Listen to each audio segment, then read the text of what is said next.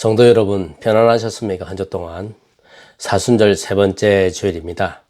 먼저 저희 교회 소식을 전해드리겠습니다. 여러분, 주보를 보시면 매주일마다 주보 뒷면에 찬송가 해설을 담고 있습니다. 여러분, 찬송 부르실 때에 해설을 보시고 자주 찬송을 부르시기를 바랍니다. 설교하는 본문 4가지에 딸려있는 찬송들이 있으니까요. 여러분, 예배가 끝났다 하더라도 주중에 여러분이 찬송가를 다시 한번 보시면서 찬송의 은혜를 많이 받으시는 여러분 되시기를 바랍니다. 저희 교회가 올해로 47주년 창립 기념 주일을 맞이하는 달이 되었습니다. 여러분, 코로나가 우리가 안정이 되고 우리가 다시 이 건물에 다 같이 모일 때는 우리가 지금까지 못했던 또 움츠렸던 그런 사역들을 재정비해서 47년 전에 이 교회로 이렇게 시작하게 하신 주님의 뜻을 발견하고 또 그 섭리를 찾아서 우리가 이 사역을 더욱더 잘 감당할 수 있는 길이 무언가를 곰곰이 고민해 볼 수 있는 그런 시간들을 갖기를 원합니다. 그리고 올해는 뭔가를 좀 했으면 좋겠고요. 앞으로도 교회로서의 그 역할을 잘 감당했으면 좋겠습니다. 여러분도 그 아래에 있는 기도 제목들 참조하셔서 함께 기도에 동참해 주시기를 바랍니다.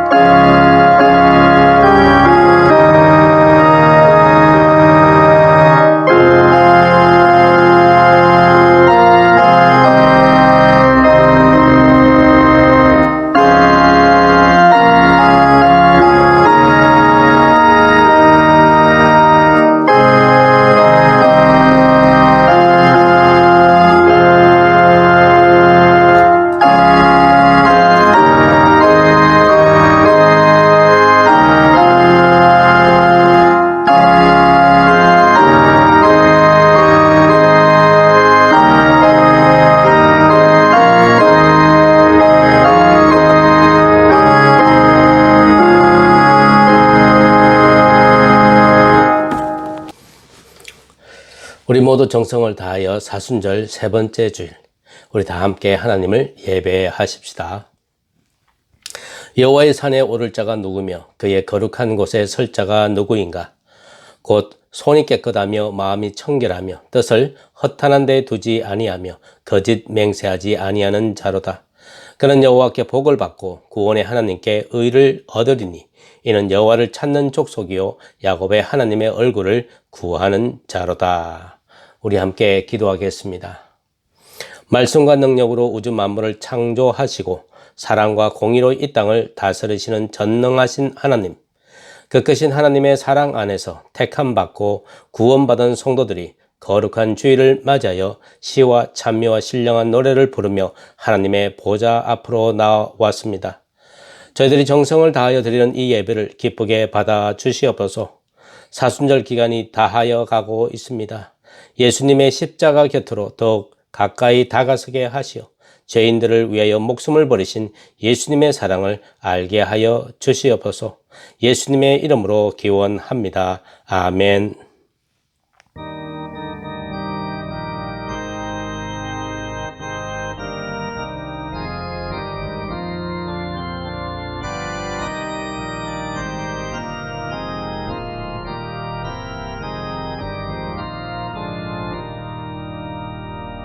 멸류관 벗어서 주 앞에 들이세 저 천상의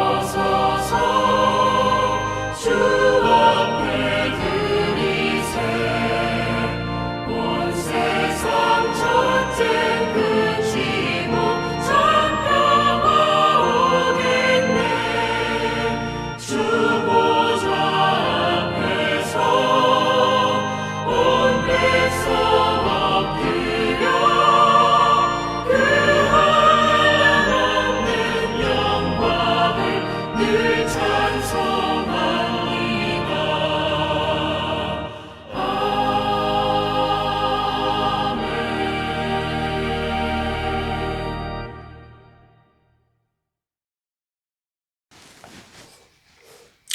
우리 다 같이 주보를 보시며 죄의 고백을 한 목소리로 하겠습니다. 우리의 죄를 용서하시기 위하여 십자가를 지신 예수님의 고통이 점점 깊어가는 계절입니다. 경건하게 지내야 하는 이 사순절 기간에도 저희들은 예수님과 동행하지 못하고 오히려 죄악이 넘치는 자리에 그대로 머물러 있을 때가 많았습니다. 왜 이런 죄를 범했을까 안타까워하면서도 죄와 단절하지 못한 채 무기력하게 살아가고 있습니다. 하지만 이러한 연약함 중에서도 저희들은 십자가를 바라보며 주님의 은총을 사모하고 있습니다. 주님, 우리가 지은 모든 죄를 용서해 주시고 오늘도 연약한 손을 잡아 이끌어 주옵소서. 우리 죄를 사하시려고 십자가를 지신 예수님의 이름으로 이 고백의 기도를 드립니다. 아멘. 계속하여 침묵하는 가운데에 여러분의 은밀한 죄를 하나님께 고백하는 시간을 갖겠습니다.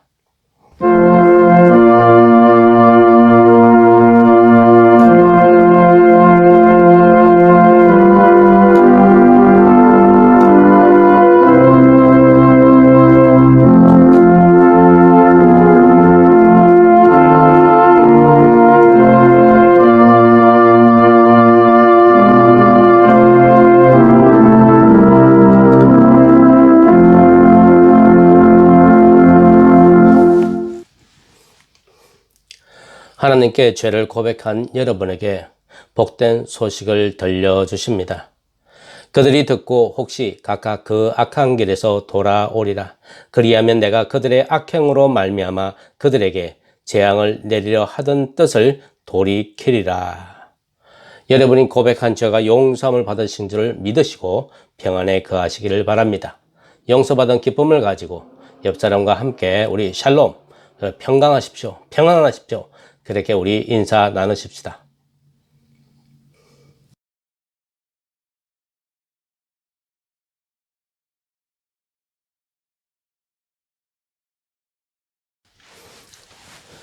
오늘 우리에게 주어진 말씀입니다. 요한복음 2장 13절로 22절입니다.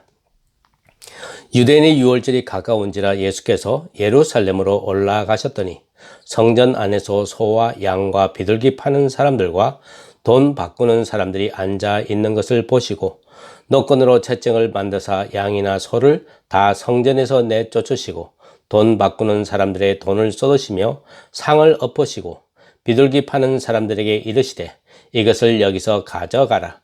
내 아버지 집으로 장사하는 집을 만들지 말라 하시니 제자들이 성경 말씀의 주의 전을 사모하는 열심이 나를 삼키리라 한 것을 기억하더라. 이에 유대인들이 대답하여 예수께 말하기를 네가 이런 일을 행하니 무슨 표적을 우리에게 보이겠느냐. 예수께서 대답하여 이르시되 너희가 이 성전을 헐라 내가 사흘 동안에 일으키리라. 유대인들이 이르되 이 성전은 46년 동안에 지었거늘 네가 3일 동안에 일으키겠느냐 하더라. 그러나 예수는 성전된 자기 육체를 가리켜 말씀하신 것이라. 죽은 자 가운데서 살아나신 후에야 제자들이 이 말씀하신 것을 기억하고 성경과 예수께서 하신 말씀을 믿었더라. 하나님의 말씀입니다.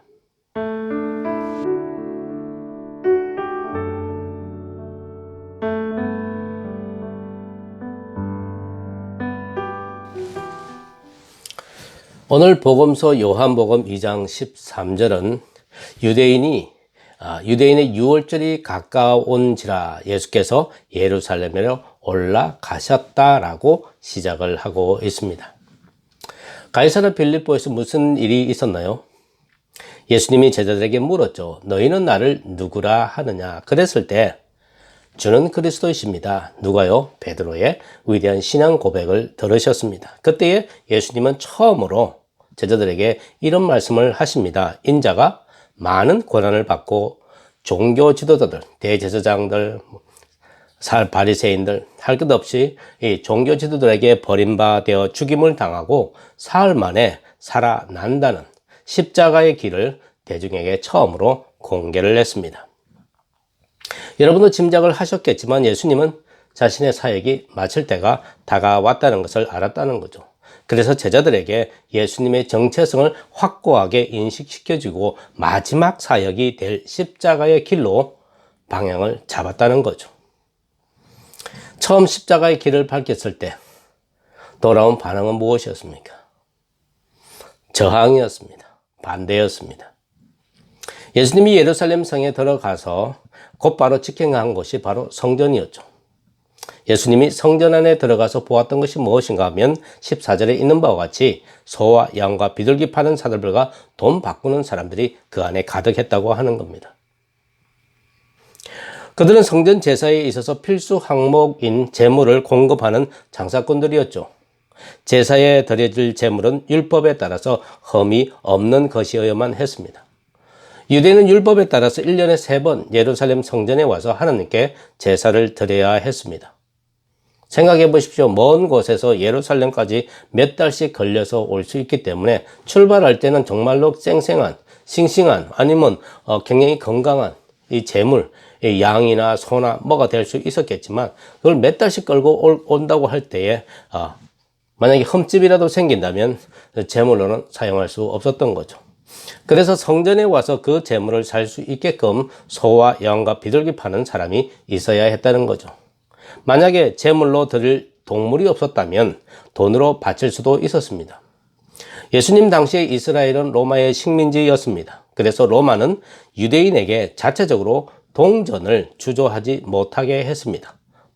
오히려 로마 주화를 사용하게 했죠. 하지만 로마 동전에는 유대인들에 대한 지배와 신격화의 신성모독적인 요구들로 상징되는 로마 황제의 화상이 걸어져 있습니다. 그래서 유대인들은 절개 사용하지 않았습니다. 대신에 유대인들에게 요구되고 있는 성전세와 희생 제물을 두로 인해 화폐로 지불을 했기 때문에 돈을 바꾸는 사람, 환전상인이 꼭 있어야 했던 거죠. 성전 재물 장사꾼들이 없었다면 성전은 엄청난 혼란을 겪을 수밖에 없었을 겁니다. 근데 이런 일이 우리도 시민권 시험 치러 가면 그 앞에 뭐가 있듯이 또 무슨 졸업식장 가면 그 앞에 이렇게 장사하시는 분들이 있듯이 그렇다라고 생각할 수도 있습니다. 근데 예수님께서는 뭘 보셨길래 그토록 자상하셨던 예수님이 갑자기 폭력을 휘두르신 걸까요?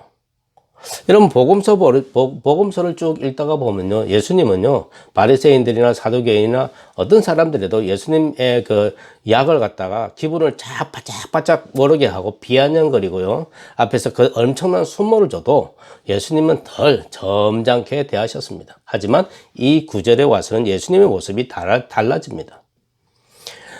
예수님이 예루살렘 성전 안에 들어와서 하나님을 만나기 위해서 제사 드릴 제물을 파는 행위를 보시더니 갑자기 폭력을 행사하셨습니다. 예수님이 하신 이 행동, 우리 오늘날 현대법에 적용하면요, 제물 파손과 폭행, 형사 구속됩니다. 징역 1년, 집행유예 2년 정도, 전과가 없다면 집행유예로 풀려났겠지만 제물 손실에 대한 민사법이 적용되면 손해배상 청구가 될 수 있다고 하네요. 이런 범죄에 해당된다는 겁니다. 우리 현대법에 의하면. 그때야 어떻게 했습니까만은 예수님의 이 폭력 행위에 대해서 제자들의 반응은 어땠느냐? 제자들은 성경 말씀의 주의전을 사모하는 일이 나를 삼키려 한 것을 기억하였더라. 무슨 말일까? 예수님이 성전을 너무 사랑하셔서 그동안 성전을 관리하는 대제사장들과 장사꾼들의 부패에 분노하신 거라고 생각할 정도였다라는 겁니다. 대단한 거 아니다. 그럴 수도 있다. 이 정도로 반응을 했다는 거죠. 정말 그것이 이유였을까? 유대인에게 성전은 뭘까요? 하나님과 이스라엘, 하나님과 백성들이 만나는 거룩한 장소였습니다. 근데 이 성전의 관리자인 대제사장들은 성전 수입세와 여러 형태의 기부금, 11조 희생제물 판매금, 환전 수수료, 성전 토지 수입 등등으로 많은 자본을 축적하였습니다. 그 과정에 엄청난 부패가 있었다는 거죠. 하나님께 예배하는 장소, 기도하는 장소를 하나님의 이익이 아니라 자신의 이익을 채우려고 하는 탐욕자들에 의해서 성전은 강도의 소굴로 변했다는 겁니다. 그래서 예수님은 노건으로 채찍을 만들어 양이나 소를 다 성전에서 내쫓으시고 돈 바꾸는 사람들의 돈을 쏟으시며 상을 엎으시고 비둘기 파는 사람들에게 이것을 여기서 가지고 나가라. 내 아버지 집으로 장사하는 집으로 만들지 말라 하신 것이죠. 예수님은 성전에서 재물을 파는 사람만 내쫓은 것이 아닙니다. 재물까지 다 내쫓았습니다. 돈 바꾸는 사람도 내쫓았습니다. 이렇게 하신 이유가 성전 청소 깨끗이 하고 희생 재물을 파는 매점이나 환전업 리모델링해서 그 기능을 다시 회복하려고 하는 것이었다? 아닙니다. 아예 성전 활동을 아예 중지시키려고 하는 의도였습니다. 의도적인 행동이었다고 하는 겁니다. 장사꾼에게요, 소를 보면 소라고 보이겠습니까? 돈으로 보이죠. 양을 봐도 양으로 보이지 않고 비둘기를 봐도 비둘기로 보이지 않고 돈으로 보입니다. 예수님이 장사치들의 좌판을 얻고 쫓아내고 날려보낸 게 뭡니까? 돈입니다. 마태복음 6장 24절에 이렇게 말하죠. 하나님과 재물을 겸하여 섬기지 못한다라고 합니다. 재물이 잘못된 것이 아니라 재물을 부리는 사람이 부패했다는 것입니다. 예수님은 하나님의 이익보다는 자기의 이익이 더 중요했던 대제사장들, 탐욕자들 그리고 군중들에게 솔로몬의 예루살렘 성전 시대가 끝났다고 선포하는 겁니다. 재물로 부패한 사람이 만든 화려한 성전에 하나님의 임재는 없다고 선포한 것이죠. 우리 육신의 눈에 보이는 것은 그것이 무엇이든 간에 언젠가는 다 없어집니다. 몇천억 들여서 세운 교회당이요. 정말 삐까번쩍하게 세운 교회당이요. 정말로 예술 작품을 만든 그 교회당이요. 아무리 좋다고 해도요. 때가 되면요. 흉물로 보여집니다. 흉물이 되어지고 나중에는 없어집니다. 예수님이 비둘기 파는 자에게 뭐라고 말합니까?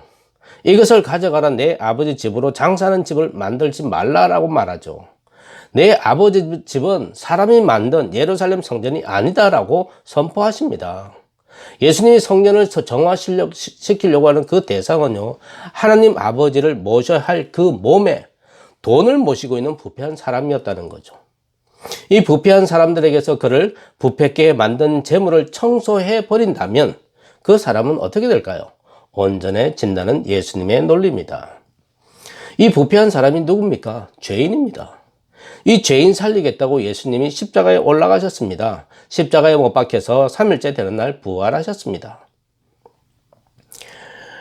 유대인들이 예수님에게 이런 일을 행하는 표적이 무슨 표적을 우리에게 보이겠느냐고 말하죠.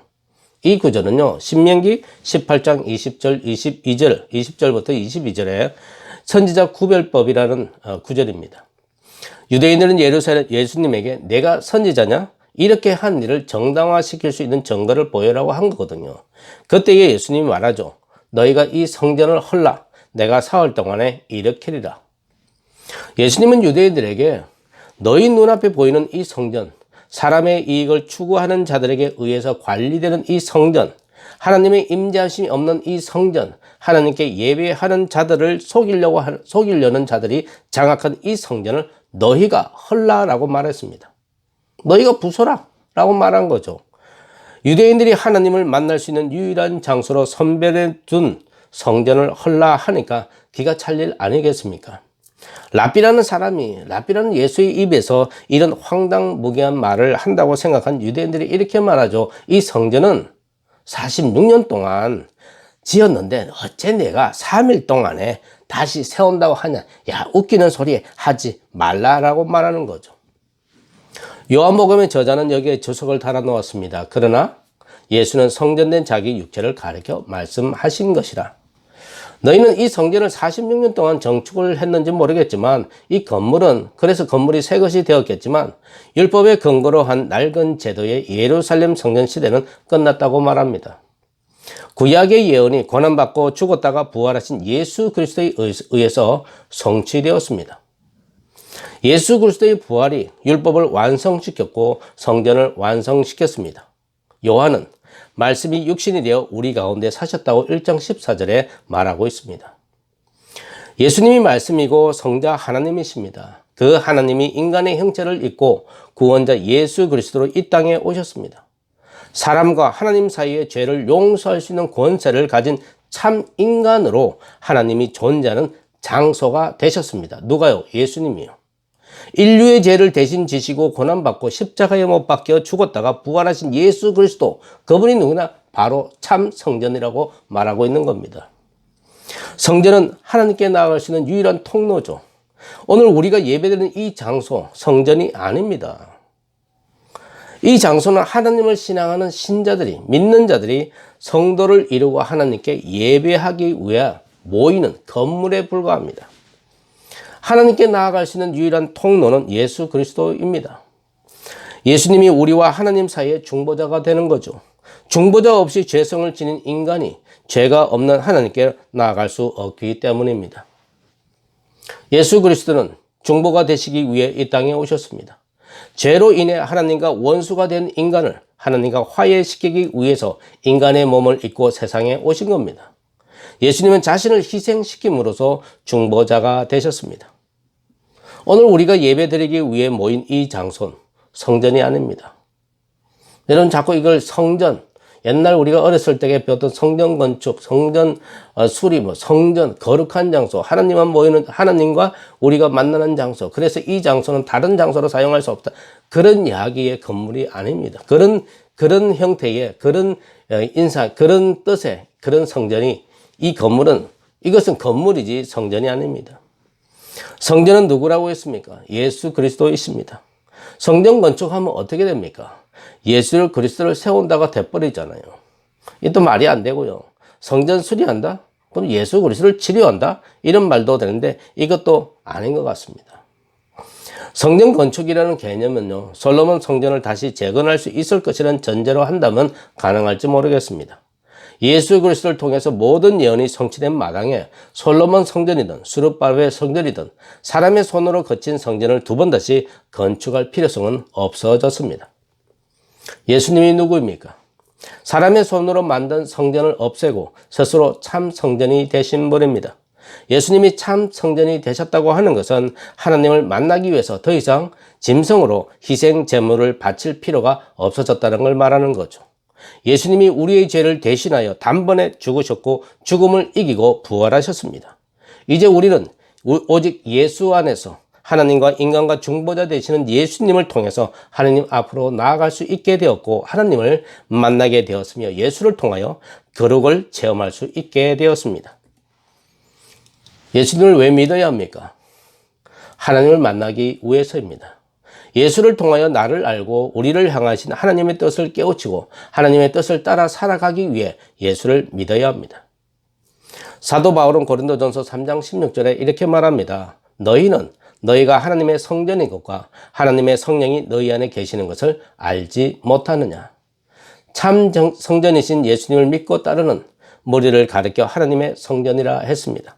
이 말은 우리도 예수님처럼 남을 위해 자기 몸을 찢을 때에 우리도 예수처럼 하나님의 성전이 될 수 있다는 뜻입니다.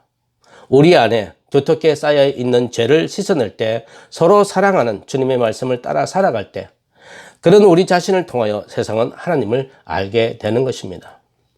십자가에 죽으시고 사흘 만에 부활하시고 참 성전이 되신 예수 그리스도를 믿음으로 우리 안에 있는 온갖 낡은 옛 성전들을 허무는 신앙적 결단으로 하나님께 영광 돌리는 삶을 살아가는 여러분 모두가 되시기를 주님의 이름으로 축원합니다.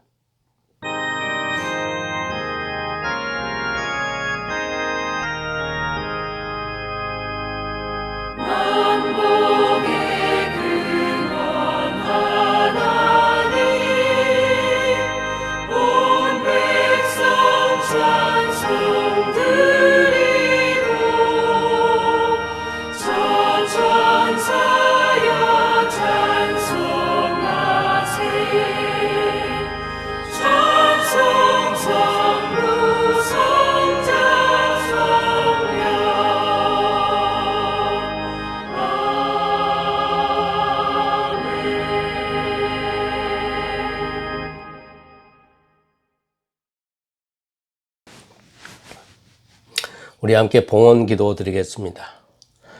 은혜로우신 하나님, 우리로 하여금 예수 그리스도의 교회가 되도록 불러주신 이 은혜에 감사를 드립니다. 떡을 함께 떼며 복음을 세상에 선포하는 가운데 믿음과 섬김 안에서 우리가 하나 되게 하소서. 세상의 모든 사람들이 하나님은 사랑이심을 믿으며 주님이 가르쳐 주신 길로 돌아오며 진리의 빛 안에서 살아가게 하여 주옵소서. 영원하신 하나님, 예수 그리스도를 보내주셔서 우리 가운데 있는 마음의 벽을 헐어주심에 감사를 드립니다. 민족으로 민족을 대적하게 하고 인종으로 인종을 대적하게 하는 욕심과 교만과 정오를 소멸하게 하여 주옵소서. 코로나 사태 이후에 전국적으로 증가 추세를 보이고 있는 인종차별의 범죄가 종식되게 하옵소서. 이 끔찍한 범죄로 인한 아시안의 피해가 늘어나고 있습니다. 교회가 이런 범죄들에 대하여 침묵하지 않게 하옵소서. 교인들이 이런 범죄가 남의 일로 치부하지 않게 하여 주옵소서. 이 땅에 살아가는 이민자로서 그 누구도 인종을 차별할 수 없으며 정오와 혐오의 대상이 되게 할 수 없다는 것을 분명하게 알고 차별이 우리 사회에서 더 이상 활동하지 못하도록 연대하는 우리가 되게 하옵소서. 주님, 이웃사랑 없이는 하나님을 사랑할 수 없음을 고백합니다. 우리 모든 사람들에게 있는 미움과 편견을 제거하여 주셔서 하나님의 자녀가 된 우리들이 지금까지 두려워하며 분노하며 두려움을 주었던 사람들과 화해할 수 있게 하여 주시고 이제는 주님이 주시는 평화 안에서 더불어 함께 살아갈 수 있게 하옵소서. 주님, 병석에 누워 있는 분들께 주님의 말씀에 힘입어 치료될 수 있다는 소망을 갖게 하옵소서. 그 마음의 안정을 찾게 해주시고 주님이 주시는 평안이 그 몸의 치유가 일어나게 하옵소서. 1973년 3월 23일 믿음의 사람들을 보내셔서 호산나 장로교를 시작해 하신 주님, 47년이라는 긴 시간 교회로 모이게 하시고 복음을 세상에 선포하게 하시어 사람을 살리는 일에 매진하게 해주신 주님, 코로나가 어느 정도 가라앉고 백신을 맞은 사람들끼리 대면할 수 있을 때가 오면 교회로 모여 그동안 움츠렸던 사역을 다시 시작할 수 있기를 소망합니다. 바라오키는 우리 교회 성도들이 배움의 열정을 갖게 하옵소서. 특히 성경을 배우게 하옵소서. 교우들을 기억하며 기도하게 하시고 서로 기도의 끈이 되어 줄 수 있는 관계들이 되게 하여 주옵소서.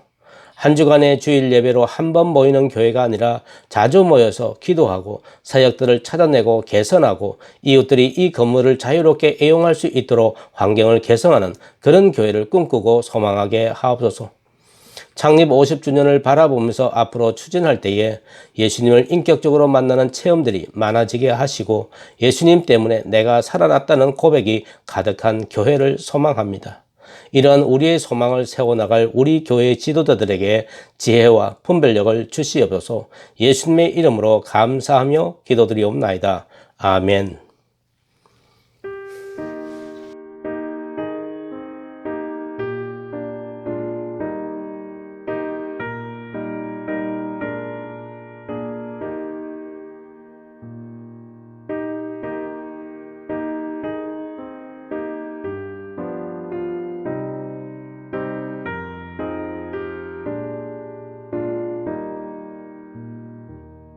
저 멀리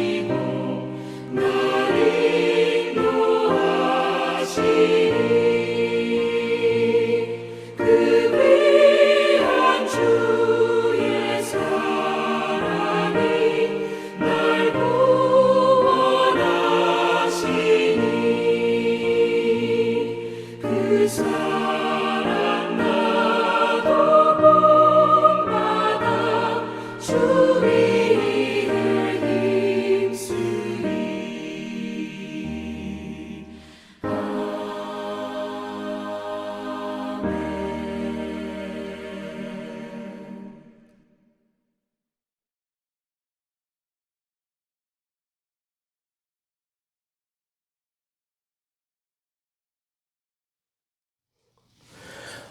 평강의 하나님이 친히 너희로 온전히 거룩하게 하시고 또 너희 온 영과 혼과 몸이 우리 주 예수 그리스도 강림하실 때에 흠 없게 보존되기를 축원합니다. 아멘.